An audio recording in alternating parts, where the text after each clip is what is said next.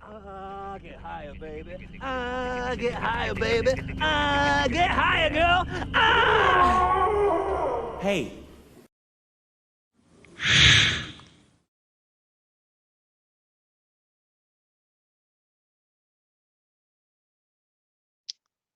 Hello, everybody, and welcome to the Pageless Library. Today, I'm Bo Knight. I'm here with Ryan Knight, as always, and today we're doing something a little different. We're looking at a movie instead of a book, because you don't have to read a movie either. That's But also true. So there still are no pages involved. yeah, take that, nerds.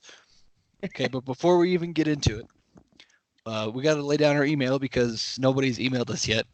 So our email is at kotpl.pod@gmail.com. You could also get at us at Twitter at Pageless Library, and the YouTube page that Ryan works super hard on is Knights of the Pageless Library, and our Facebook page also at Knights of the Pageless Library, and we actually have a little Reddit page too at KOTPL on Reddit if you want to check us out there. Dude, so it would be r/KOTPL. Oh yeah, I don't. Yeah, Reddit. Reddit people will know that, but yeah. Yeah. Just for anyone who doesn't know that, there you go. It would be r/KOTPL. And so yeah, we are doing The Shining, the movie today, just because it's a classic. Where did you watch this one at?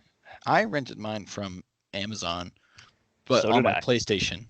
I rented it from Amazon on my laptop. So I mean, I thought the quality was okay with that. I mean, mine it was didn't actually like pretty good. stutter I, or anything, but I mean, it can only get so HD since it was filmed in 1980. that's true. Maybe I'm just being a curmudgeon. It's like a 40-year-old movie. I didn't realize it was that old. Yeah, buddy.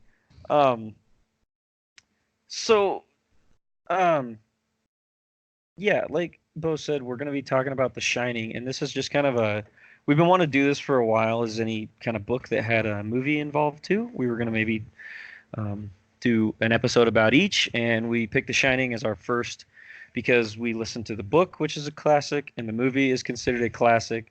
So we want to take a look at both of them. And I'd So actually that's never seen it before this.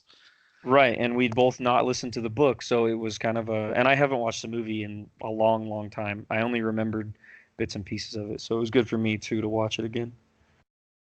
So yeah, The Shining, the movie, not the book, which I think most people don't even realize it's actually a book too, which is kind of No, sad. I think you're absolutely right. I think if you mentioned The Shining, everyone would just assume you're talking about the movie. So, Right, which is a shame to me. right. So this one was most people probably know this.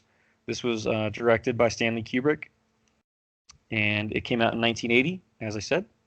Um, it's kind of there's no narrator involved, so I guess I can't talk about the narrator. You can't. I mean, Although the movie probably could have used one, in my opinion. let's not get into it yet. Okay. Let's be Okay. Sorry.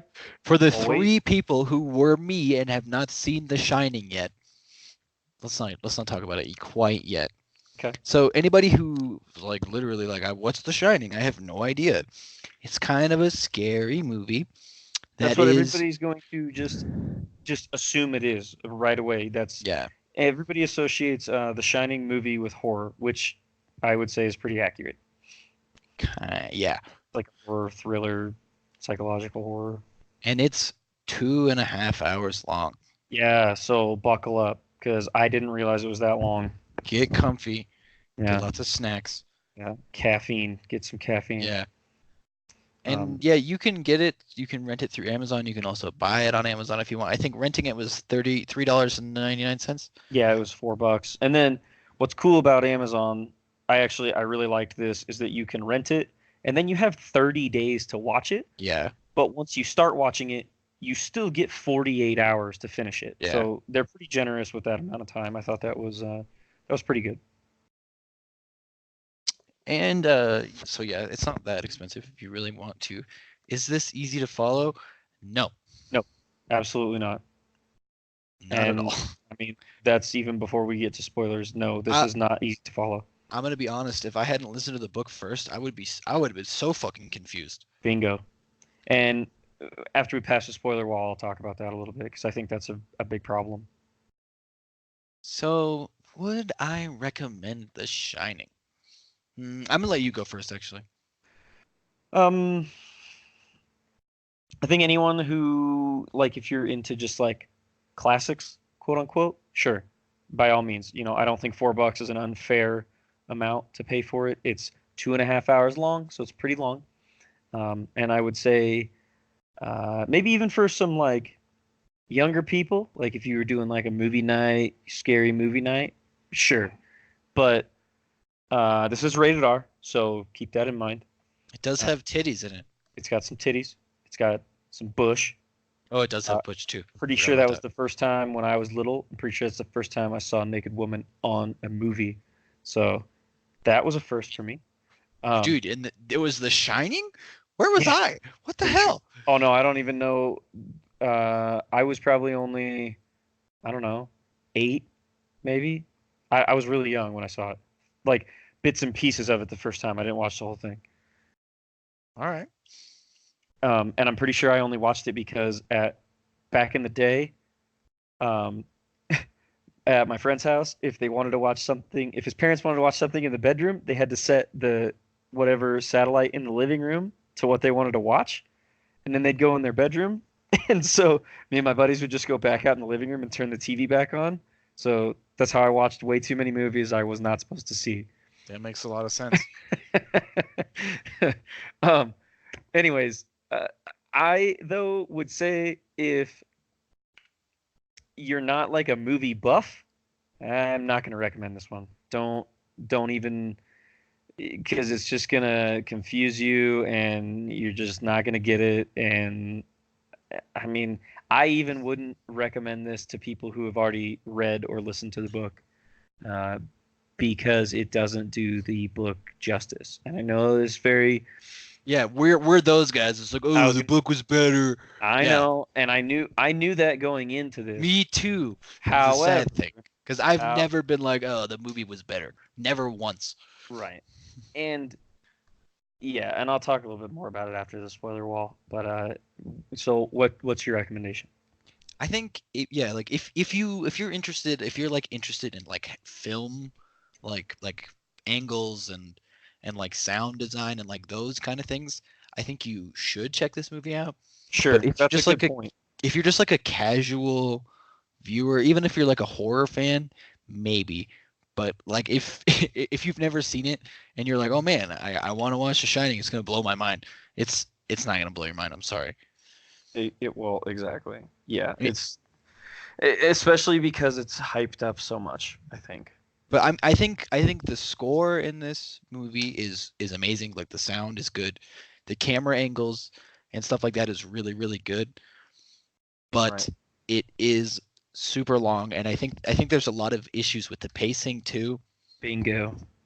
Yeah. And so I can't really recommend it as like a movie or a movie like a good movie like alongside the book either. Like I don't think it stacks up as an experience on its own. Right, and if you're gonna like, if you have either listened or read the book, um, don't go into this movie expecting the same thing. Put them in two different spaces for yourself And because I mean like yes, obviously they're like really really really similar, but I feel like there's a lot of key differences in the movie that make it almost about something else. sure. Um, well, and I did a little bit of research about it, and I think Stanley Kubrick took a lot of creative liberties on this one, Okay. and so much so that I don't think Stephen King actually liked it. That's why Stephen King pushed for the TV miniseries, which is Right. 3-parter. He actually like wrote that miniseries because he wanted it to more closely represent his book.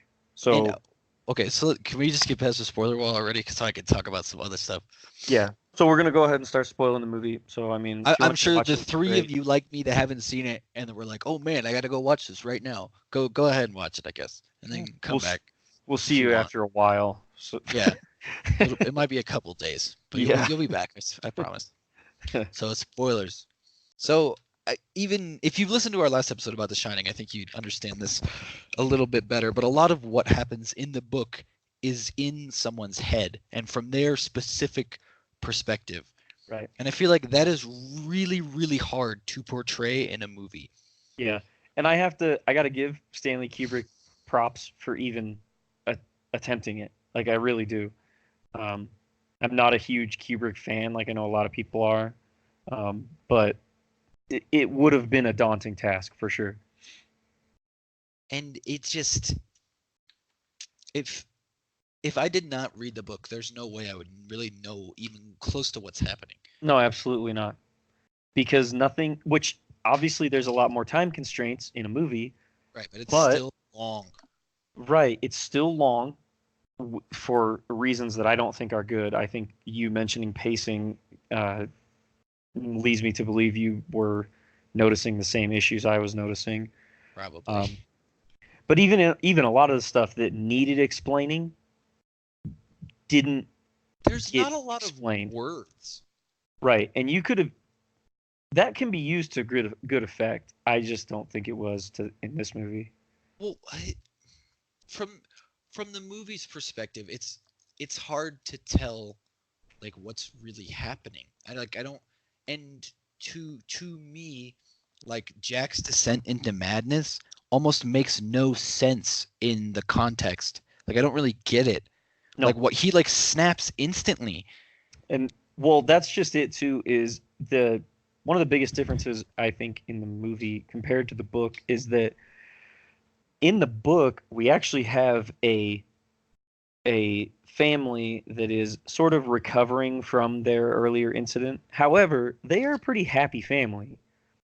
But in the movie, we already start out, even from the first couple of scenes, you already start out realizing Jack's kind of an asshole. Basically. So yeah, so he's just like in the movie, like even the beginning, like when you're like he's meeting what's his name, the like hotel manager. Which, by the way, I probably should have mentioned these things earlier. But Jack in the movie is played by Jack Nicholson. Oh right. I mean, I guess if there's no narrator, I guess I should introduce the characters. So Jack is Jack Nicholson. Wendy is Shelley Duvall. Yeah. Danny is Danny Lloyd. Halloran is Scatman Crothers. He's Scatman Crothers. I didn't know that actually. Yeah. That's hilarious. And then obviously on down the line, there's a lot of characters. However, I am going to say that I believe personally that Jack Nicholson saves this movie for me. He saves this movie. And I'm going to be real with like his performance is amazing. It really is. That's what I mean, yeah. But the other actors are so bad. Absolutely terrible. Oh my god, dude! The lady playing Wendy when she's like running down the stairs, just flailing her arms. It's like, what? I almost texted you. I was like, I can't believe this part. It's like this isn't a scary movie that is very serious, and it takes itself very serious the whole time. Right, and yet he was okay with her running like that. I was gonna text you. I was gonna text you and say if I have to watch her run for 10 more seconds, I'm shutting this movie off. And that leads me into the thing I was talking about with the pacing. It's like the scene when Danny goes into room 237, and it's like, well, he doesn't even go into the first time. He like rides his bike up to it, backs up, and like slowly gets off his trike and tries the door. This scene takes like 2 minutes to explain a very small thing. Yes. Like I just don't get it. I don't get a lot of the choices like that. I didn't understand the pacing either. Maybe it's because I'm not a movie buff, but I didn't understand the pacing either. And we're just are we just jumping around talking about the story? Because I'd rather do that than talk about it in order, since we already talked about the book, and we'll talk about differences as they kind of come up. Let's go. Can we talk about like characters right now? I think. Yeah, sure. Let's go. Let's do like that. So we started talking about Jack first. So let's talk about him in the movie, like how he is. And in the movie he's much more of a writer than in the book. I mean, in the book he kind of talks about working on his stuff, but he never he snaps at Wendy, and he's like, and he makes it seem like the whole reason why he wants to stay is so he can write. Right. And it's not really like that in the book at No. all. No, that's what I mean. Like in the book, he wanted that job because that was a good paying job and it gave them something to do basically while he was out of work. Um, yeah, whereas in the movie, it's definitely he wants to go because he is a writer, quote unquote. Like, So he literally mentions it all the time. yeah. It's weird. Oh, can I bring this up real quick? So it opens up and it's like the interview, black screen, yeah. white writing, and then it goes like a month or no, it goes either way. Those things are so random, in my opinion, like so pointlessly random, because it's like it goes the interview and then something else, and then a month later, Tuesday, Friday, Monday, 8 a.m. I'm like, what the fuck? These don't even make any sense. Like, what? That changes nothing about what we're seeing. Like, Yeah. like if you want to do a month later, great. Give me a little context. However, 8 a.m. that means nothing to me. What is that? Why would I care what time of day it is? Yeah. There was no like specific point to them in my. I didn't think so. I didn't think the fact that I knew it was Tuesday made a difference in the movie. I don't know. I think it's just trying to show you like the amount of time that has passed in between like Jack's episodes. I guess. I guess, sure. Are we supposed to see that it happened really quick? Because if that's the logic, it happened like over the course of a week. And I didn't really like. I know the end, like the twist ending. It's like, oh, he was in the picture. Maybe he was there the whole time. I hope you can explain that to me. No, I can't. Okay, good. I didn't really understand, like, especially knowing like what I know about the book.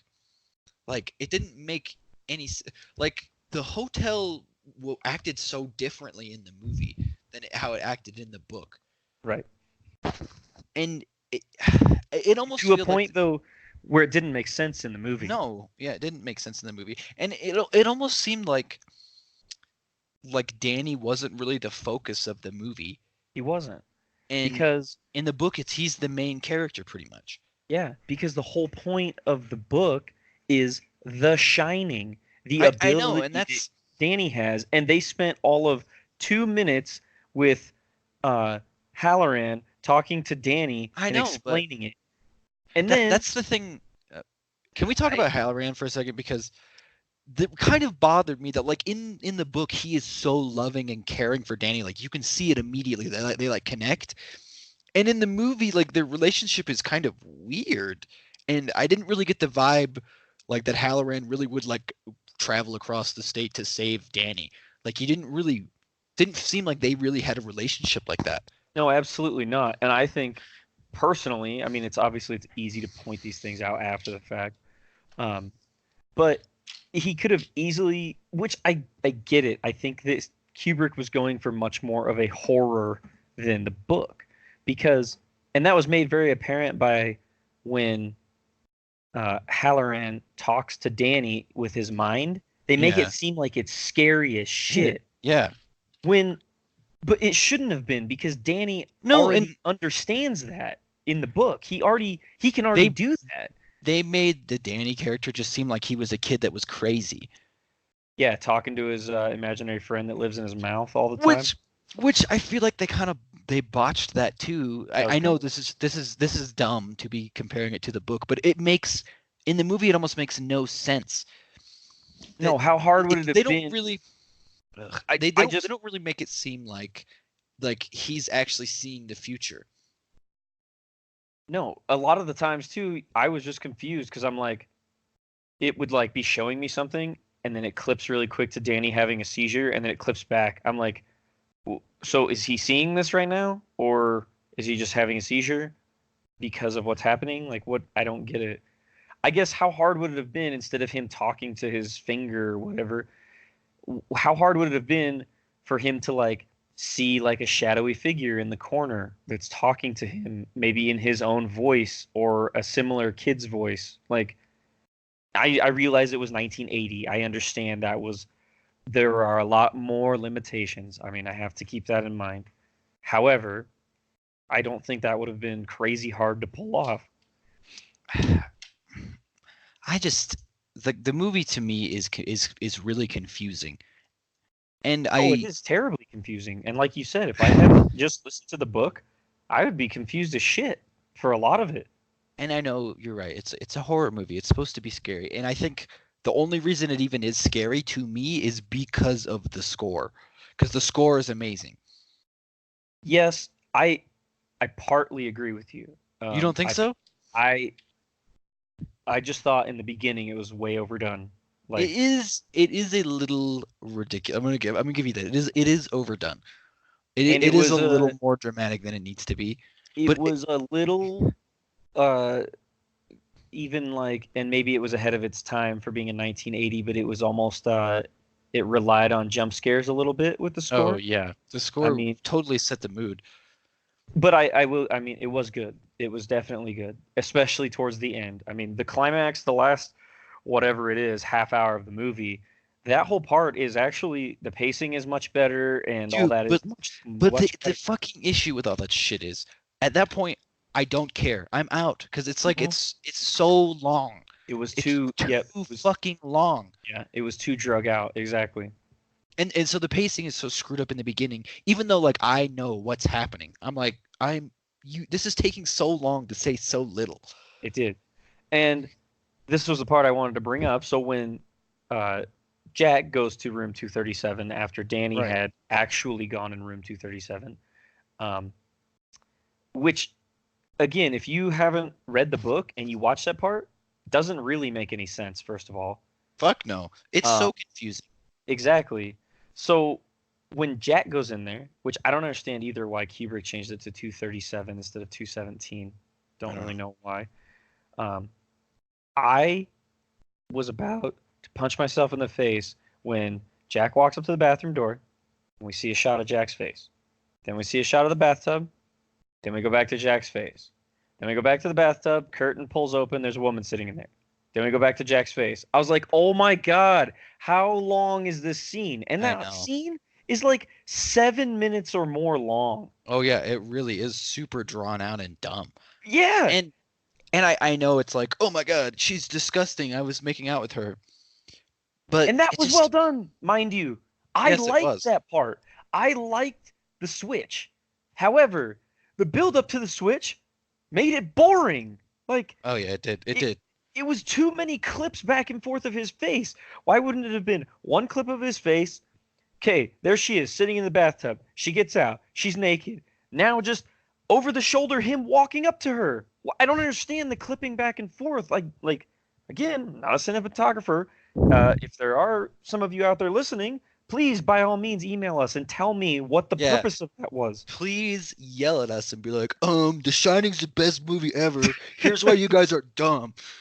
You Do didn't it. take it. You clearly didn't take enough acid before you watched Yeah. it. Whoops. My bad. I just, those parts, and again, I like the switch. Out of all the parts in the movie, that was probably one of the actual creepiest parts, and it was very well done. I will give him that. I just thought the buildup was horrible. Plus, what this again? How does this make any sense to anyone? When she turns into the old woman and she's chasing Jack, the clips back and forth of her laying in the bathtub and getting out of the bathtub. What was the point of that? I feel like it was showing you what happened to Danny. Right, but you only know that because you read Yeah, the book. you're right. You know You're what I right. mean? Anybody just watching that is going to be like, okay, like it was creepy enough having this naked old woman chasing Jack and this rotted corpse that chasing Jack. That's creepy. But why are we clipping back to her laying, a rotted naked woman laying in the bathtub? One Like, thing I think the movie didn't do a very good job of is like the things that are happening are like only like they only happen kind of to Danny and his mom too, like, and Jack. Like they made it seem like the things were like specific to each character, the things that were happening. kind of, yes. The more vibe I get out of what he was going for is it's more of just a haunted hotel vibe And instead of but I what feel like they we didn't do a get good from enough the job book. in the movie of explaining the hotel's history at all. Yeah, the only real like background you get is from Ullman in the Ullman, beginning yeah. Who when is a way different character in the movie and is dumb in my opinion. oh yeah, it's way I different. don't. Okay, I want to talk about this a little bit because I liked the dynamic of Ullman not liking Jack, but Jack having like a person who's over Ullman who overrides him anyway, and so Ullman has to put up with Jack and is like fucking pissed off anytime he has to deal with him. Like That is true. Yeah. I liked that little dynamic. Well, But and like in the movie, he's just like, "Oh, you come highly recommended, and your past doesn't mean anything, even though you were a total shitbag, and we know about it." right. Well, and I mean, I have to play devil's advocate and stick up for the movie on that because I get it. You're restricted on time. You can't explain as much background You're right. in the movie. You're However, there would have been nothing wrong with saying, what was his friend's name in the book who recommended him to Ullman? It doesn't matter. Al. Al, yes. It wouldn't have hurt to say, as soon as they shake hands, oh yeah, Al said this and that. But then again, it wouldn't make sense to you unless you had read the book. Yeah, I Like, guess it's true. you know what You're I right. mean? Like, you can't. It's easy to think you could build a lot of background in one sentence. However, You this movie can't. suffers from that because it basically is leaning on the fact that you've read the book when you watch the movie. And I didn't like too that they didn't even talk about the boiler, which is like such a big part of the whole story in the book. Yeah, and I It's don't like this looming force at all times. right, and I don't really know why he changed that in the movie because that could have been a good like especially for the way that Kubrick filmed this, that could have been a good Yeah, they little could thing literally to just show. show the ticker on that thing going up at certain times. That's Right. it. And he could have like clipped back and forth between like clipped to the boiler and like, seen the pressure rising and then clipped to Jack and then have him, oh yeah, that's right, and then go down. Like that would have been a really good way to build tension through the whole movie because, this inevitable thing is looming over him. But like I said, I think he was just more going for it's a haunted hotel that these people are staying at. And that's what I kind of feel like the hotels in the books are so different because like in the book Jack is actually like wants to take care of the hotel and like cares about it, but in the movie he's like trashing it the whole time. Yeah. And it didn't really make any sense to me. Like he's like playing ball off the wall when he's the caretaker. Like I didn't really understand like that the way they showed him going crazy just doesn't, I don't know, it just seemed weird to me. And I mean, and maybe we're too simple to get it, but We're too simple-minded night brothers. We don't understand. I don't understand your fancy movies here. But those parts too, like I said, maybe some film student would understand why you have to show Jack throwing the ball at the wall for like 3 minutes instead of just like 10 seconds for me to get it. Okay, he's bored writing, he's doing something else. Great. Now let's move on. Like why But can I only didn't watch him understand throw the like ball so why many he times. was trashing the hotel. I don't think that dynamic was there between Jack and the hotel because the hotel in the book is an entity all its own. There has been so much trauma there. And they made it seem like, what's the old caretaker's name? Grady. They made it seem like Grady was a force, but that's it. Well, and that was partially okay, I thought, but because when he gets unlocked out of the pantry, I thought that was actually a cool scene because they don't show Grady at all. right. I thought that was well done too in the movie. I like that. Again, I have to keep in mind it was done in 1980, almost 40 years ago. So I mean, why couldn't they be perfect? But like in the book, the hotel basically speaks through Grady as it's trying to get Jack on its side. Well, it speaks through a lot of different people, I think. Right, it speaks through the bartender, which it kind of did in the movie. I thought that part was actually well done. I thought that the bartender did a great Dude, it job. literally went from like Jack being normal to going in the bar and instantly there being like a bartender. And, like, but in the book, he goes in there a bunch of times and like pretends to drink by himself, and Right. there's nothing happening. Right. And then all of a sudden, the one time he's like at the party, it's Yeah. all at once too. And it's not just, which I thought that was okay in the movie because I thought it showed more of a progression even than the book did of him kind of descending, which I thought that, I mean, I think that's a good job. Um, However, I didn't like that, like, even during the kind of climactic half hour, like, when Wendy's running around, she's just seeing like all this random shit all At the over. end, that was Yeah. so weird to me because, especially because they like made a point before that to show you that Wendy has not seen anything weird happen at Mhm. all. Right. It And would have that made was more just sense so if, like, strange to me that it was like, oh, now everything's happening at once to yeah, her. I didn't really get it. I didn't either. It would have made more sense to have like Jack even seeing those things. Like Yeah. the hotel was like taking over his mind, and then Wendy didn't need to see anything because she's literally running from him with a fucking axe. She doesn't need to see anything to make it more scary for her. And I knew coming in it was gonna be an axe. But like I feel like the Roke stuff in the book is just it makes so much more sense. Right. It does, and yeah, I And guess I don't an know. axe is scarier in on film. I'm sure. And I'm sure they were like, we can't fucking build a Roke court. It's not worth it for one scene to mention it. Right. Well, they even had a hard time, I guess, because this was filmed, up at Mount Hood. The outside shots were filmed at Mount Yeah. Hood, not the inside shots. I know. Um, I got into an argument with my roommate about it.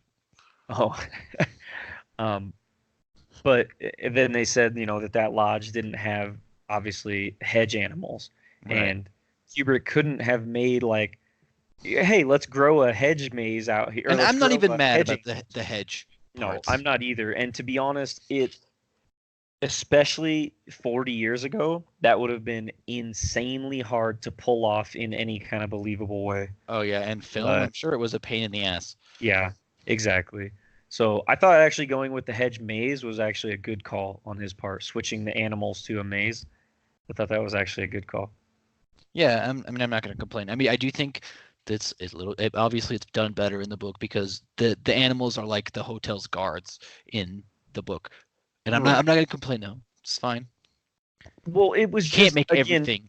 Again, fit. I think the restrictions of the time Yeah. were like, to make the hotel kind of look like it's coming alive towards the end would have been way harder to do in 1980. Now, if this movie was remade like tomorrow, and I'm not a huge fan of overusing CG. However, this is a movie that would benefit from it incredibly well because in the book there's so much stuff that goes on that is in somebody's mind basically, like it's a hallucination, and that would come across better with CG, I think, in some instances. Can we talk about, I think, the worst part of the movie?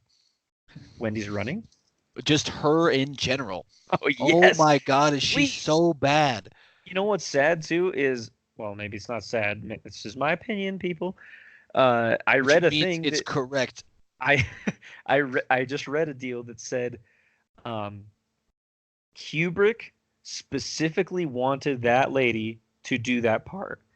Why though? So, Jack Nicholson read the book and had someone else in mind for that part because he said, "Hey, I think this lady fits way better." And Kubrick said, "No, because I'm changing the character and I want her to be more submissive and passive, and I think this lady, whatever her name was." Which I did fits not better." understand that really. That she was just like a punching bag in the movie, and then she just like whips out a knife and knocks him out. Like it didn't make any sense. I again, man, I just think it's like creative. When she locks him in the thing and she's just bawling for like 20 minutes, it's like, oh my God, come on, this is taking forever. I was gonna say again too, kind of a boring part. Like, I'm gonna be real with you. Anytime she's on screen, it's a waste of screen. It's so bad. She's so bad. so, and what was weird to me too, the change was kind of weird, is that um, the book Wendy was supposed to be like pretty smoking hot, Yeah. and the screen Wendy definitely not my type. I'll put it lightly, not my type. Dude, you So, could see her teeth before she comes through the door. oh my gosh, yeah. I mean, I'm not gonna pick on her as a person, but yes, like, and the She's acting 70 was now, just so the acting was just was bad. Like it, I fully didn't get it. And I don't know, it was kind of weird to me that like she was the one like checking on the boilers and stuff in the movie too. Like that one yeah, scene. It's like, and what? Why? Why is she doing everything? that confused me for a number of reasons. One, it confused me that he showed Wendy doing it, which I don't know, maybe he had something in his mind. And two, I was like, why bother showing it at all? You haven't it wasn't made a point in the movie.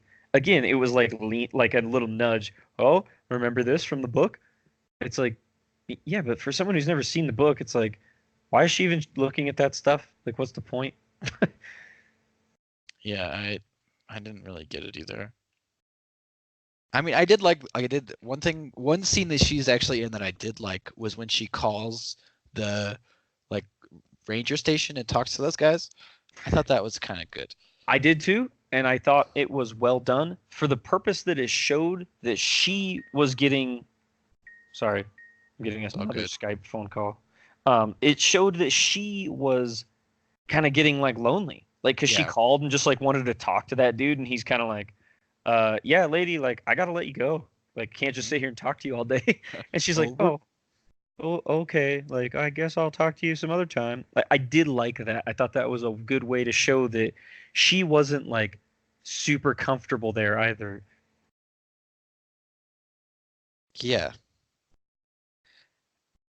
Okay. So the we talked about the Halloran thing.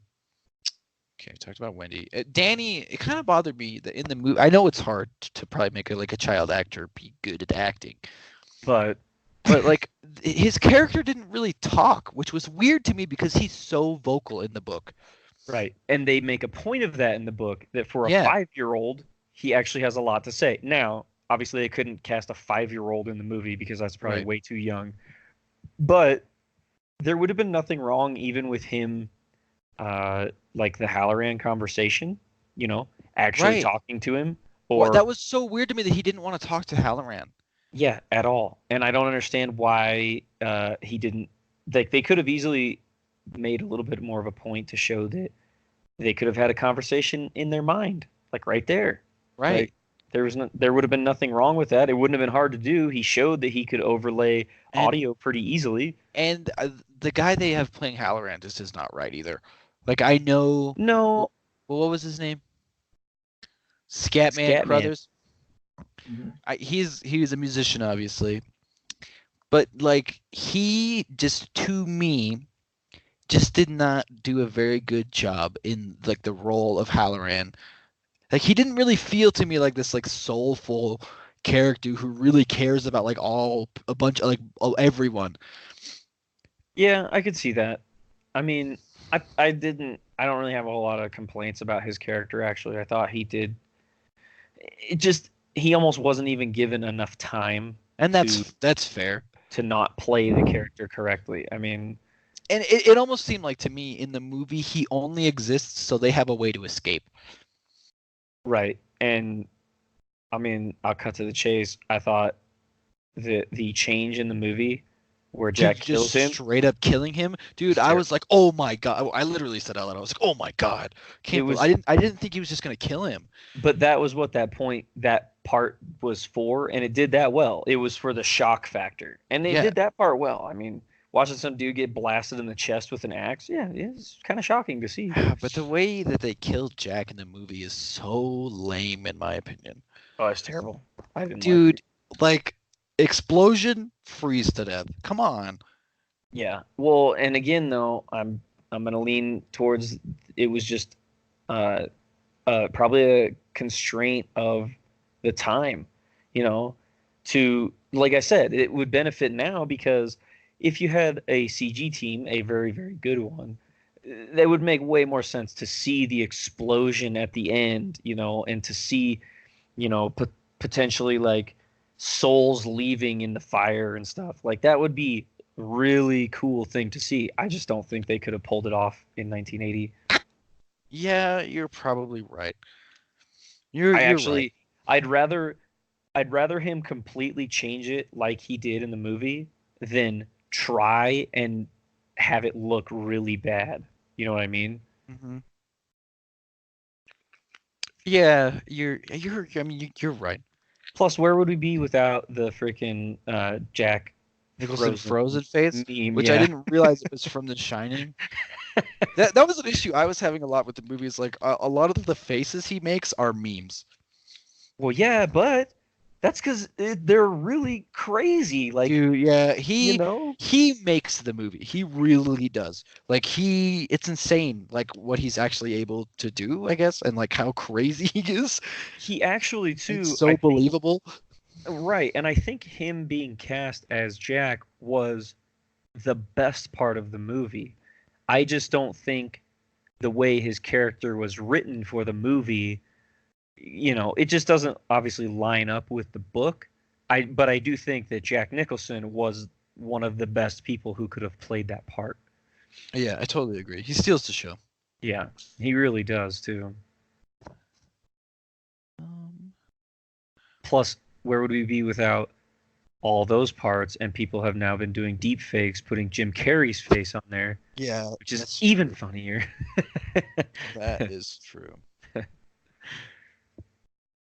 I'm trying to think of anything else that I I know have we to. didn't really talk about it in order or anything, but like I said, we we kind of were making the comparisons to the book as they came up. I just think for the most part, like if you've read the book, you'll understand the movie. That's like what we've been kind of getting at this whole time. But if you're just going in blind watching the movie, it's probably not going to make a whole lot of sense. And maybe that's what made it so good back in the day. That's what made it so scary, is it's just so confusing.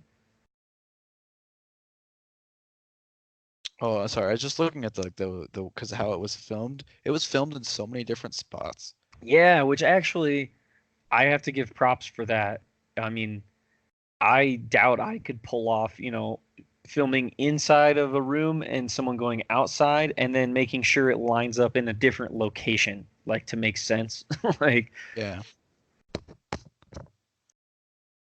Yeah, I mean, it's just the main issue I have with it as a standalone movie. Like if I was thinking about this as by itself, I feel like the pacing is just a little off. I do too, and I think that's what ruined it for me, to be honest. Like I said, the long shots of just like I'm fine with the long shot of Jack's face, even where he's just like standing staring out the window. I'm fine with that. However, a lot of the other shots, I was like even the shots of Danny riding his trike through the hotel. It's Yeah, like why? it's like, dude, Were they why? trying to show that he wasn't scared?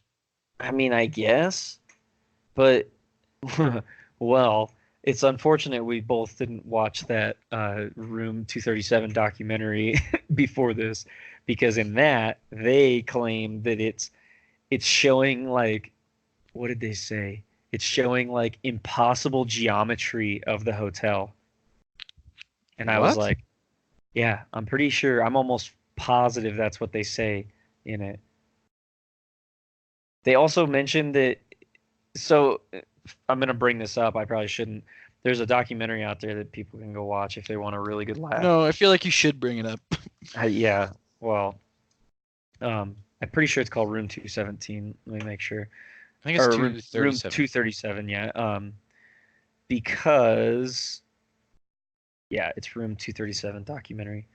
Um, it's about these people, and I just say these people because these are, it seems like, seemingly random people, but they're like analyzing the Shining movie, and they are just drawing some seriously conspiratorial connections, like in the most crazy way I've seen conspiracies drawn, and I've seen some crazy conspiracy drawing. This just it almost takes the cake for me. And I've only seen a little bit, but like at the one of the parts Ryan showed me, they're like, if you look at like for 2 seconds in the beginning of the movie, no, it's not 2 seconds, it's like 2 frames. It's 2 frames. There's like it's like, is it Jesus's face? What do they say? No, no, I can't no. even remember. It's Stanley Kubrick's face. Oh yeah, so Stanley Kubrick put his face in the clouds, and like the guy like, yeah, that you can't see anything. It's fucking dumb. If They're just so, making it up. if anyone wants a good look at this, well, first of all, don't go to YouTube Movies and pay $4 for Room 237. Absolutely not. Do not do that. But if you go to YouTube and you go to Your Movie Sucks dot spelled out org channel, he has a video called Thoughts on Room 237. It's only 11 minutes long, and he sums it up perfectly. Like, he shows all the craziest parts, and he talks about why they're crazy and why they're stupid. So, because it's really very bad. It's just the mental leaps that these people are making are ridiculous. Yeah, and I know a lot of conspiracy people can get to crazy places, and I understand that. However, these people just take it to a different level. Like, So, okay, hang on. I want to back up to the trike thing. So To the what? To the trike thing, where you're talking about like how the hotel had impossible geometry. Mhm. Why show that? well, because they And I well, have okay. something else I want to talk about because it was bugging me the whole time. But okay, let's talk about this first. Anyways, the whole point of the Room 237 documentary is that they think that Stanley Kubrick made The Shining to basically say he had a hand in faking the moon lunar landing. What? That's why they think. Okay, I can see because there is like that one scene when Danny has like a spaceship shirt on, but Right. at the same time, I've seen your son wear dinosaur clothing, so you must have had something to do with the bearing of the dinosaur bones. Exactly. That's correlation does not equal causation in this. Okay, point. I want to talk about a scene because I don't understand why they made it so, like, so. It seemed like it was going to be such a huge deal, and it ended up not being a big deal. Like the whole red rum thing and the elevator opening with blood. Like, why? That is an iconic shot. How I know, dare? but why? But why? It It didn't have anything. It didn't cause any damage. Nobody died because of that specific thing happening. I don't really understand. I think it was just for the shock value, and you know what? I think it's kind of a cool shot. It is. I'm not saying it's not a cool shot. I just don't understand like why you would make that repeat over and over in Danny's mind as something to show him. Like I didn't. It like nothing bad happened because the elevator opened with blood. No, and that's what I was gonna say. I was gonna say it's a cool shot one time. You didn't need to show it to me 3 or 4 different times. And the Danny just screaming red rum is annoying. It's terrible, and it doesn't make any sense.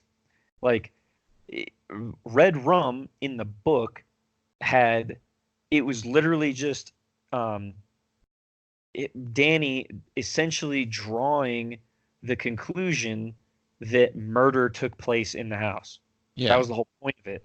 It wasn't the whole. I don't know. The point of it in the movie, I guess, is to show that Danny is crazy too. Like, didn't really make a lot of sense. Yeah, but again, if you haven't read the book, it will look. It would be way more shocking when you see the movie the first time because the red rum is murder spelled backwards. Like, right. If you haven't read the book, that is going to actually be like you're going to be like, oh, whoa, that's what he's saying. Like, I could see that. I could definitely see it having more impact if you didn't know what the point of it in the book was. You know what I mean? Yeah, but is it necessary to have like literally 10 minutes of movie where Danny is just screaming it? I don't think so. I think it goes back to the pacing thing. I think that part. I really didn't like that. Like Danny just disappears, and I know he's like at that point he's supposed to be calling Halloran, but like I didn't Like in the movie, I feel like it's not explained well enough that like Danny's going to be able to reach out to Halloran with his Period. powers. It's not explained at all, and that's why it kind of irritated me, because he could have easily had him say that. Like, Yeah, why couldn't he have been like, Halloran could have just if you said, get in trouble, you call out to me, right, like he did in the book. exactly. It would have taken, maybe that's why, because it would have only taken 10 seconds, and clearly that's not what the movie was going for. Cut out 10 seconds of walking up to the room, the fucking door of the room. Boom, Halloran could actually say something. I know, and I agree, because again, if you hadn't known what the book was about, when it shows Danny having a seizure and Halloran like opening his eyes up and starting to have a seizure, I would have been like, what the fuck is going on? Like, what? It doesn't really make any sense, because he didn't fully draw the conclusion in the movie that Danny can communicate without talking. He didn't even do that. That, and they didn't really talk about like that Halloran will go into episodes 2 like he does in the book. And the movie mentions it a little bit in the beginning when the doctor's looking at Danny. She's like, "Did you smell anything weird before this happened?" And he's like, "No." But I They feel like could have brought it up again with Right. Halloran. I feel like that was just a little bit of a nudge nudge. Remember this in the book? And Like, I feel like there are a lot of scenes in the movie that are like, "Oh yeah, we're using direct dialogue." yeah, absolutely. But again, doesn't make any sense if you haven't read the book. And I feel like the scene where he calls him Doc is so ham-fisted. It's so bad. Yeah, it is terrible. It is. Because Wendy's like, there's no way you could have known that, and he's like, "Oh, it's okay," and they just move on. Yeah. Like in the book, he like kind of like explains it away and like kind of like expertly leads the conversation purposely away. Right. In the movie, it's so awkward. It's like, and now this. Yeah, It's definitely. it's so bad, so And- ham-fisted. they didn't call Danny Doc once in the movie Dude, until that point. That's one thing I didn't understand. Really, like when Jack's chasing him at the end, why isn't he calling him Doc? Like if he's gonna be screaming after him, like they establish in the movie they call him Doc, but they never call him Doc. Right. Like it was totally just like oh yeah, that was in the book. You should put it in here too, I guess. Exactly. That's what I mean. Yeah. And if they wanted to tell a different story, which clearly they did, I don't understand why they held on to things from the book then. If they're not going to use them. Like basically Kubrick could have taken the same concept and just ran with it in his own way and called it something different, and just left out a lot of the nods to the book, which I would actually be really curious to know what Stephen King actually has to say about that movie. Like, because clearly he had very, very, very strong feelings about it if he went so far as to say, no, this is how it should have looked on film. Like, and I haven't seen that or that miniseries, but now I really want to watch that. I'm going to make a prediction. I'm going to say that he thinks Kubrick botched the characters. He botched like the overwhelming, like the kind of looming sense that the book has that the movie doesn't really have. Right. And I feel like those are the two things that he missed the mark on the most. Not saying the movie is bad, and because it does have things that are good in it, and I can understand why it's a classic, because it being so old and it's still being not a complete waste of time to watch. So, and the miniseries, so this leads me to believe even more that King was very serious about this, because he didn't do the miniseries until 1997. Yeah. So almost 20 years later, he was still thinking about that. Like, yeah, and I know Stephen King's an arrogant bastard, and he was probably like, I wrote it perfect. Why didn't you just do what I already did? And that might be why he's so like he didn't like it so much. It's because I know he's up his own ass, and he kind of should be, because he's so good at what he does. I was gonna say though, I think he has every right to do that, because I don't know, man. I'd be upset too if I wrote a book, I poured my heart and soul into this book, and then they were like, "Hey, so and so wants to make a movie about it. Can we sell them the rights?" And you're like, yeah, okay. And then they literally just don't even like do it any justice, and not even by accident. Kubrick didn't do it justice on purpose because he didn't want to do the exact Because story. he covered up the moon landing. Were you even paying attention? Duh. That's what he was trying to say the whole Yeah. time. Didn't you get that? So obvious throughout the whole movie. Yeah, clearly. I don't know. And I mean, like waiting so long to listen to The Shining is kind of like a detriment, I think, to myself because it is so good. It is such a good book. Yeah. I And read this. This is not the same as what you just said, but I read a comment on YouTube under a Tool video, and it was like, the worst part about hearing Tool for the first time is you can never hear Tool for the first time again. I was like, that's pretty accurate. Like, because the first time you hear it, you're like, this is amazing. And I felt like that's kind of how The Shining was. Like for me, I was like, wow, how have I gone this long and not listened to this book? And truly, when I was listening to the book, for me, I did not really know where it was gonna go. No, Like, see, and I had like I said, I had very little distinct memories of the movie. I remember the naked woman. I remember Halloran getting killed with the axe.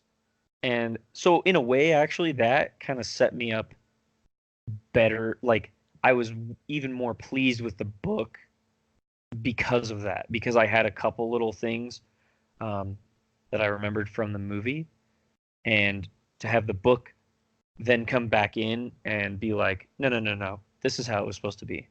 I was like, oh wow, okay, and it's way better.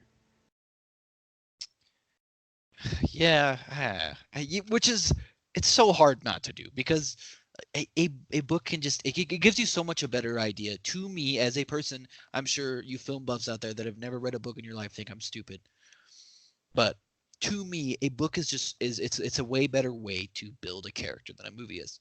Well, and that's what it is. It's just, and that's, I'm not saying there's not good movies out there that do Have books. you seen Hot Fuzz? Exactly. Lord of the Rings is another great example. Harry Potter even is another great example. Well, the first three. Yes, actually, yes, that is. We're not going to get into that today. No, not today. That's not the point. We don't have 12 hours. However, though, and I can say that too, Lord of the Rings, excellent example. The Hobbit, not as much for me. Yeah. But that's what I'm saying though, is like, we're not trying to say that a movie can't also, be amazing. That's not what we're trying to say at all.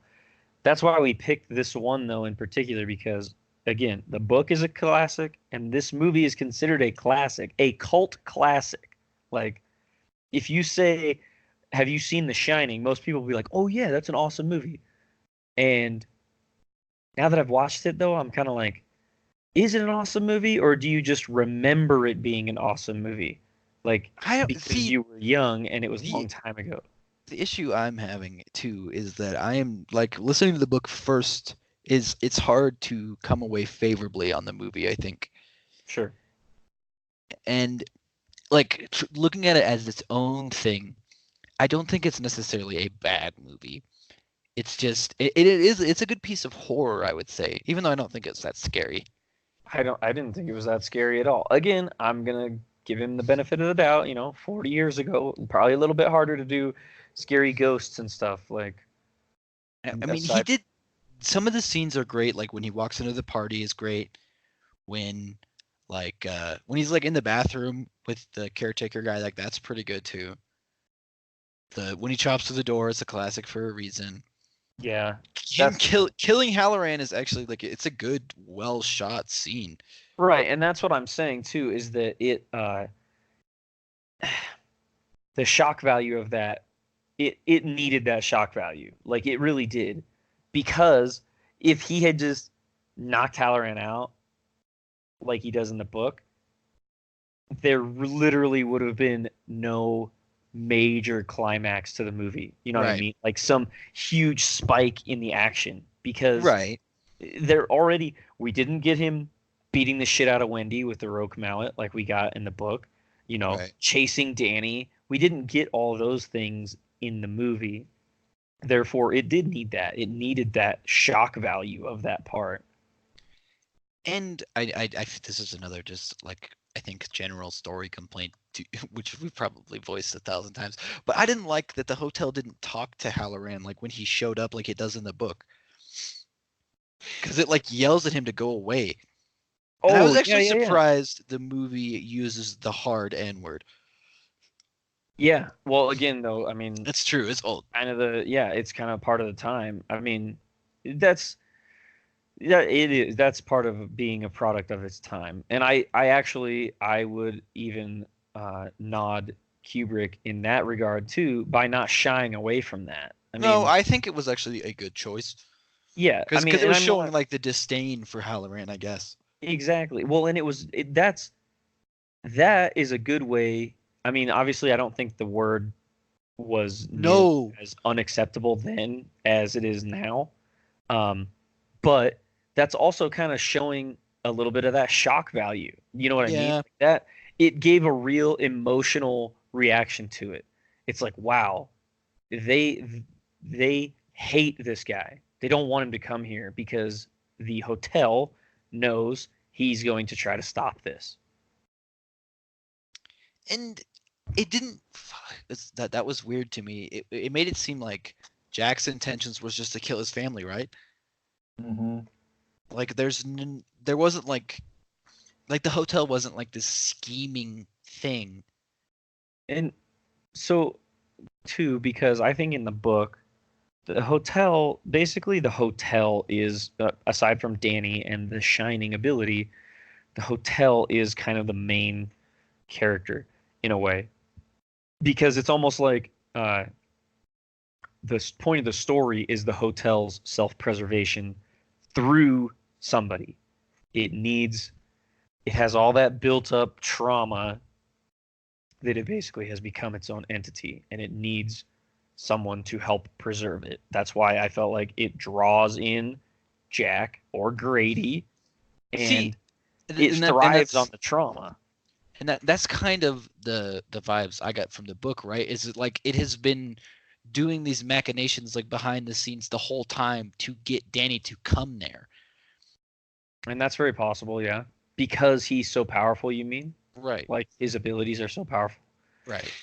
That's actually a good point because even in the movie they mention that, like Grady mentioned. They mention it, but they don't make it seem like what Danny has is why the hotel's doing what it's doing. Sure. They also don't make it seem like what Danny's doing is a big deal in the movie. Right. They just make it seem like he's a little crazy. Right. He has like little weird psychic episodes, but that's it. Not that he Right, but they don't make it seem like The Shining is truly an advantage like it really is in the book. Yeah, because in the movie they make it sound like he also only has these things when he has like an episode, whereas in the book he's fully in control of it most of the time. Well, and he's like getting people's feelings constantly. Right. And in the book it only leads to an episode when it gets like too intense for him as a 5-year-old kid. Right. And yeah, I don't know. Like you said, I think before, like the movie makes it seem like it's just an evil hotel. Like that's like the hotel makes people go crazy. Yeah, I think that's what it was, going for. And I didn't understand the picture at the end with Jack. I didn't get it. I'm gonna be real with you. I don't get it. Oh no, I didn't get it at all. And so for anybody, the part where so we see Jack frozen in the snow, and then all of a sudden we get this long zoom in and shot of a black and white photo on the wall, and it zooms in and it's the 4th of July party from 1921, and okay, go ahead. Sorry. And Jack is in the middle with this like the staff of the hotel or the party. He's just in the middle of the party. It would be one thing to me if it just showed that picture and it didn't zoom in on Jack's face for 2 minutes straight to be like, look, he's in the picture. Look. He's been here the whole time. Like I didn't like that because I thought it was just going to show the picture, and then be like fade out. But no, it zooms in on Jack being in the picture for a long time to make it very clear that he was there. Yeah, but I don't get it. I don't get it neither. at all. I mean, I don't understand it. The only thing that I can think of is that you know how Grady says he's always been there, and so maybe he has been. He I tells don't Jack know. he's always been there. Yeah. That's right. And so maybe he's always the caretaker, and like no matter what happens in life, he just ends up coming back there. But it doesn't make any sense like why he'd want to kill his family. I don't really get No, that. that's I didn't really understand that at all. I Yeah, didn't. I and mean, I didn't like in the movie either. They were like, they're like explaining what Grady did to kill his family. And then he was like, also, it's on an Indian burial ground. And then it just cuts to the next scene. It's like, come on, that's so dumb. It's such a cop out. well, there's Clearly, it's on an Indian burial ground. at Room 237 documentary, they talk about that because they also talk about that Kubrick was trying to say that he's very, disappointed at the way we treated the Native Americans or some shit like that. Oh, I was like, okay. that doesn't make any. But that's a really sense. weird place to put it. Exactly, and you're absolutely right. It's like, oh yeah, and by the way, it's on an Indian burial ground, and over here is the bathroom. Yeah. Like, Ugh. I don't know. Have we done enough complaining?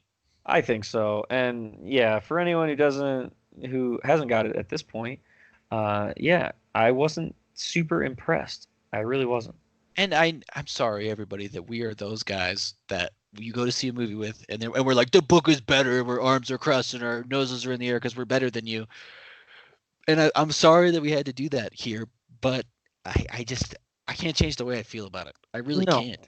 And I mean, I don't think there's anything wrong with that. Of course, like I said, there are plenty of movies that I love for the movie, and I'll just use Lord of the Rings as the example. I wouldn't say, oh, the Lord of the Rings book is way better than the movie, because I don't even think that's true necessarily.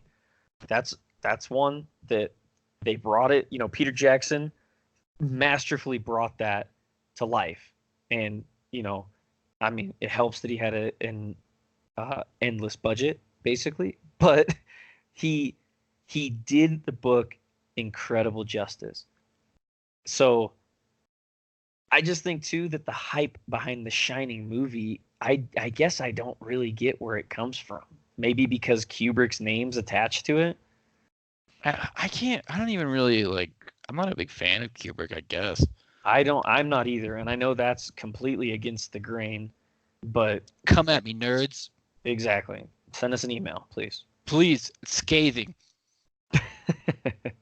All caps, if you would. Yeah, but try and do a decent on like the grammar. Yeah, and actually spell everything correctly, please. Because if you he's don't, dead. I didn't know Kubrick was dead.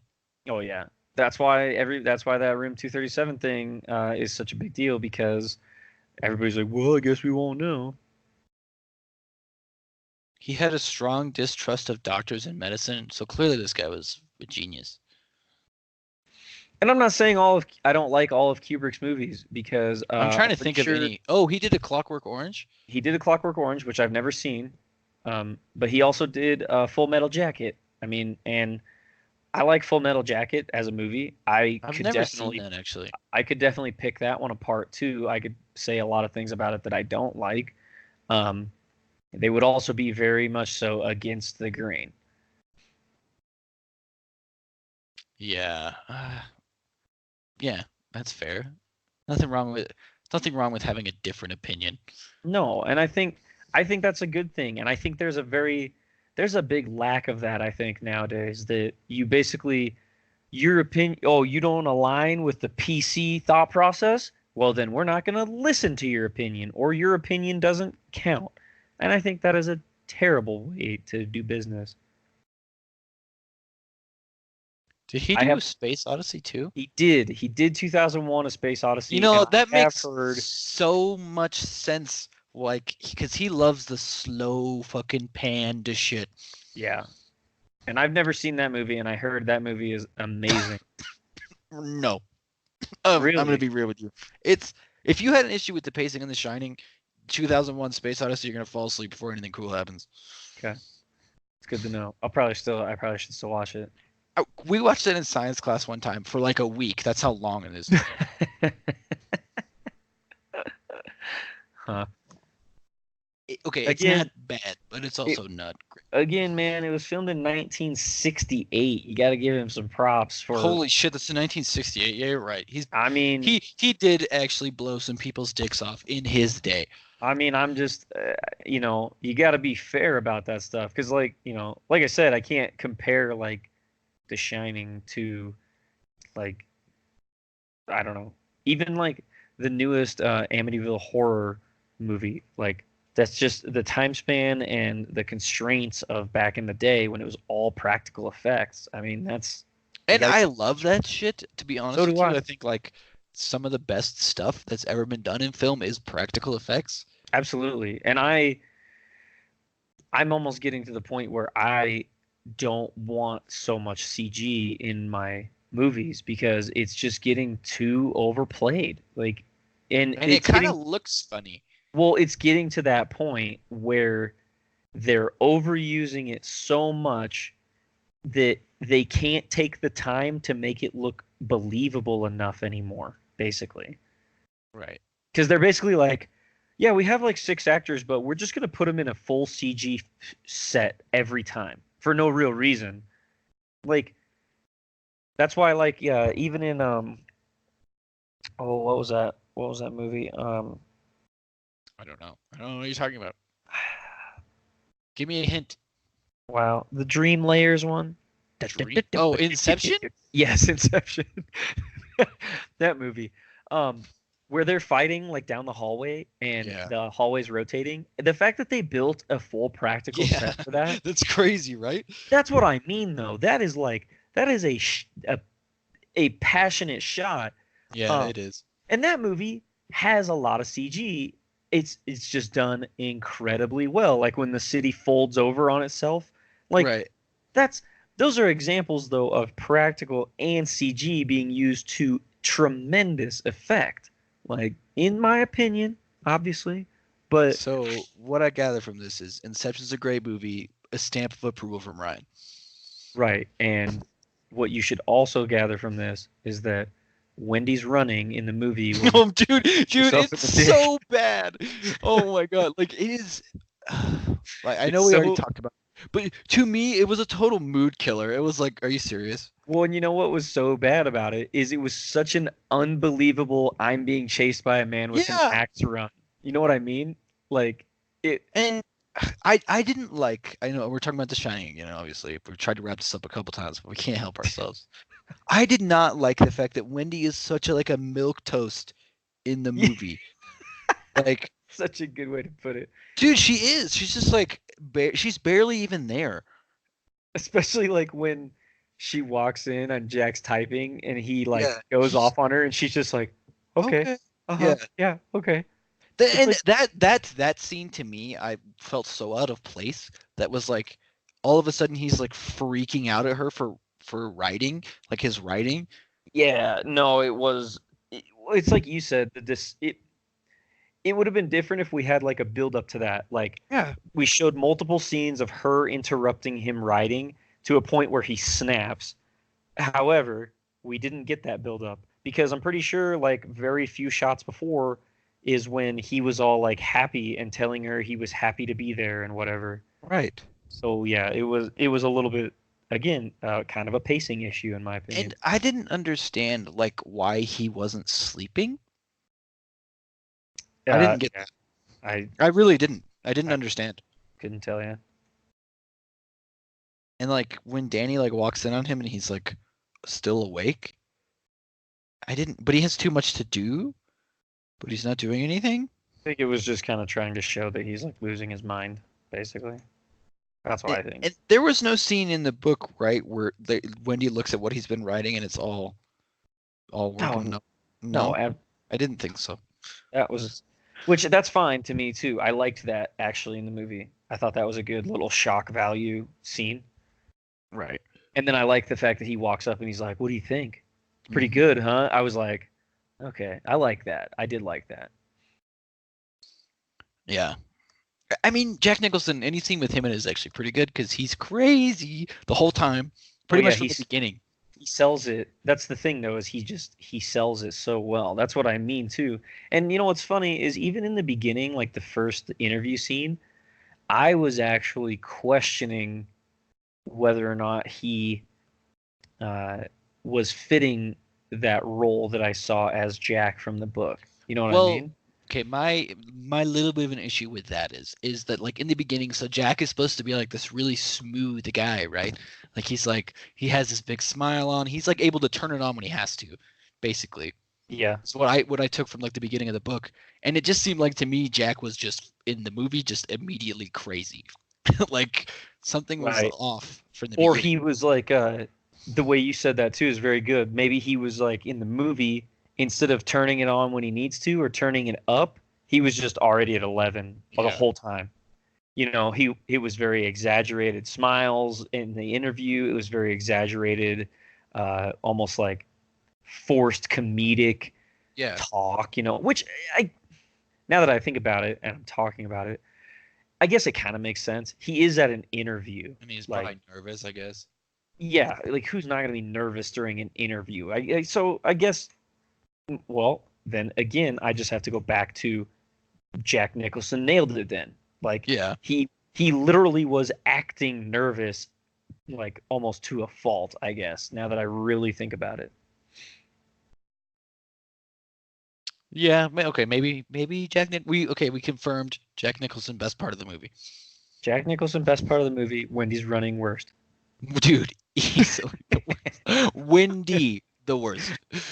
Yeah. Oh, I now I remember you asked me when we did the book one, what her real name was, and it is Winifred. Winifred, right. Yes. I even mentioned that scene to you Yes. before. And I couldn't remember what he said in the book, but then when I watched the movie, they have that little scene, and Yeah. I was like, "That's it, Winifred." Yeah. Yeah. Which is weird that we talked about that specific scene and it happened to show up in the movie again. I know, and in a very blunt way, to where I was like you Oof. It was a big old oof for me. That yeah. whole Oh, kitchen it was scene like, is a dude, big it was old just like, it was like a friggin' slow ball. yeah. Like, yeah. The whole movie to me is like lighting a firework that has like a 15-second fuse on it, and it's like, okay, when is this thing gonna explode? Because But then, it's so slow. but then when it does explode, it's pretty good. Yeah, Like, it'll blow your whole hand off for yeah. sure. Well, like I said, I thought that like the last, with a few exceptions, I thought about the last half hour, you know, the kind of the chase scene and that whole build up part. I thought that was good. I really do. Um, However, the pacing up to that point, just Yeah. like you said, I was almost like, oh my God, okay. How much longer is he gonna chase him through the hedge maze? Like, I know. And the whole time they were running, I was like, he's gonna find your footprints. This is dumb. And they did play with that a little bit, which was cool. yeah.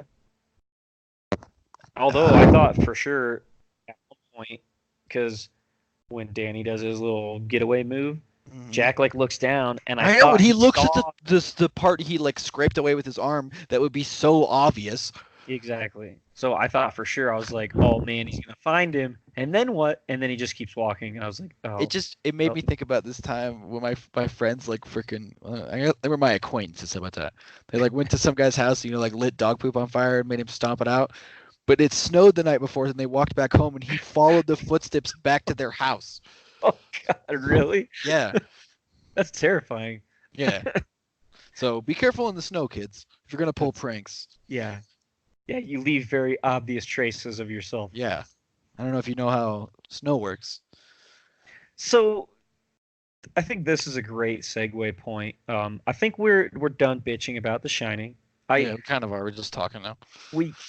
I feel like we were being fair though. We're trying to point out the good and the bad. I think that's okay. I don't think we have to point out only the bad and only the good. I was a little more negative than you, I think. That's fine. I mean, that's why we're talking about it. True. And that's why I think it's perfectly fair for when you're like, I didn't like this, and I was like, actually, I kind of like it because of this. That's good. I think that's called a healthy conversation. And the fact that you weren't like, no, man, fuck you, that's stupid. No, it wasn't. Wrong again, idiot. Yeah, exactly. And then you just end the Skype call. Like the fact that you didn't do that, I think that's what I mean. That's healthy conversation. Which, speaking of healthy conversation, we have been kicking around the idea. Actually, Bo came up with it. Sort of is we might just start doing some episodes where we just kind of talk about some random stuff. Maybe keep it a little bit shorter. And we would like to call them roundtables. So send us your thoughts on that if anybody And wants we want to do guests. So this is my open invitation actually to Stephen King. If he wants to come on our little podcast, I would be so happy. Nice. Yeah, he could join us at the round table. We're knights after all. So where else would we have chats other than at a round table? But yeah, it's an idea. And Stephen King, come on, it would be perfect. Oh, that's a great point. I didn't even really think about that. Yeah, we would definitely. Yeah, that's that's hilarious. But yeah, it would basically just be us kind of going off on tangents as we are one to do. But it would just be much less structured than our like audiobook reviews or anything like that. And I mean, I think part of it too that like for me as a person is just like I don't get to talk to my brother as much anymore, and keeping it really strict is kind of hard to get all the things I want to say out always. I was gonna say it's almost more difficult because we want to go off on tangents, but we also want to, like, if we're reviewing a book, kind of stick to the point that people are there to listen for. Right. So that the roundtable thing would just kind of open it up for us to just have a conversation, and if someone wants to listen. And we would like to have guests on there too at some point, if that's ever a thing. That's the thing. I'm just saying that's like going to keep that on the table. Yeah. From the beginning. No, and I think that would be great. I think too. I think it would just, and then yeah, I think that would be cool. I'm really down for that. I'd like to start doing that. So. And I know none of them are listening, but like one of the things I would love to do as a person is to like interview one of the narrators from one of the books, and because I really want to know like what that process is like, and like what kind of feedback they get as they give their performance. Yeah, that would be very interesting to find out, especially since that's kind of what the channel's based around. Is like the podcast is based around is like our review of audiobooks. So that would be very, very cool to find that out, because we bitch about some narrators, but I don't know how hard it is to I have narrate no a book. idea. I can't even read, so we can't read it. So here we are. That's why I have to listen to someone else do it. But I don't know how hard that is. I don't know the process. I could easily probably look up a video on YouTube, but it'd be way more interesting to legitimately hear it from their perspective. And authors, like anybody really. Yeah, I would love absolutely. to talk to somebody about any of this stuff. Yeah. Come on, Stephen King. What would actually be interesting is to have, I don't know if Cody has seen The Shining, but he is kind of a film buff, so it'd be very, very interesting to get his perspective even on something like this. And we probably could do that. Yeah, that would be a great first roundtable episode. Just talk shit about him being like, no, it's good because of this. We'd have to do our best not to gang up on him. Yeah, if he had, wrong again, Cody, and then just end him on the call. Yeah. All right. So that didn't take long to drop. Yeah, like 4 seconds in. Yeah. First, right away we come in. So Cody, what'd you think about it? I thought it was pretty good. Nope. You get the little drop call thing. Yeah. Oh, it seems like Cody has disappeared forever, and we'll never hear about him again. Yeah. Hear the Skype ringtone in the back. Let me just ignore that. Hang on. And back to the show. Yeah. But no, that's just so if anybody has an opinion on that, I mean, feel free to let us know. However, I think that is something we're going to work towards. Would be just we've been trying to do the scheduled episodes like every Thursday. We're getting a little off track because we've been busy and we've had some technical difficulties, but we'll try to get back on track for Thursdays. And then the roundtable episodes would just kind of fall when and wherever we can do them. Right. And I think like you probably at most can expect like an episode a week from us. Right. Like we're having a hard time. We're struggle city over here. It's true. Yeah, especially me. My work schedule sucks really bad. And he has these things called kids, so he can't Yeah. just do whatever he wants. That's also true.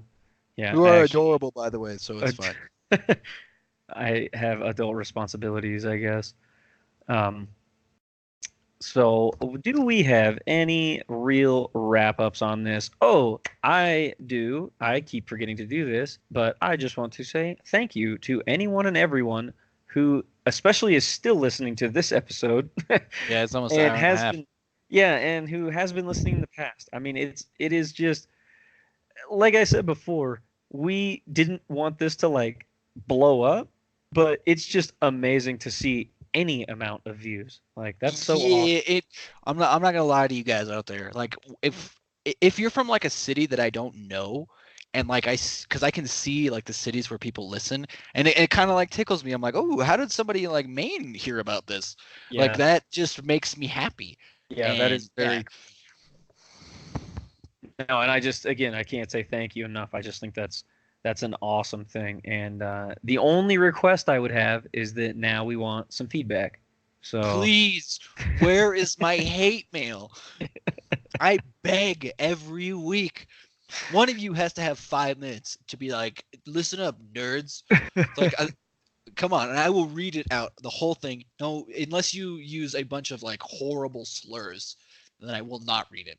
yeah, and But actually cuss words we probably won't even if you're just gonna be like nasty and like racist or anything, we yeah, probably won't even entertain don't it. be racist, but you can attack me and Ryan's personal character as much as you want. Yeah, absolutely. I mean, I am down. I'll even toss out a freaking slow ball there. I am bald and I'm only 31 years old. So Yeah, have but he at has that. an epic beard. Don't listen to this bullshit, anybody. He's fine. It's all been sucking in on my head and coming out on my face. So Yeah, you look like a pirate captain. Captain Buttbeard. And I think on that note, we should end this episode. Yeah, let's wrap this up before we get even deeper in the weeds. So yeah, But hang on, Shining. I want to bring up. So you can email us, everybody, again at kotpl.pod@gmail.com, and you could also hit us up on Facebook or YouTube at Knights of the Pages Library. So please do one of those things. I would love to hear from anyone. Yeah, absolutely. I concur. So what were you gonna say about The Shining, Ryan? Oh, I was just gonna tell everybody and remind everyone that that was the point of this episode. Correct. The movie, the Shining movie. Yeah. Jack Nicholson, good. Yeah, if you ever want to What's talk her to us on the round table there, Jack Nicholson. Yeah, let us know. Jack Nicholson, if you want to come on, or Shelley Duvall even, and you can talk about your performance in Shining. Yeah, if you want to come on and defend yourself, please. Oh my gosh, please. Yeah, please do. I would like that a lot, actually. That would be so fun. All right, I think on that note, we're gonna end this one. Yeah, let's wrap this one up.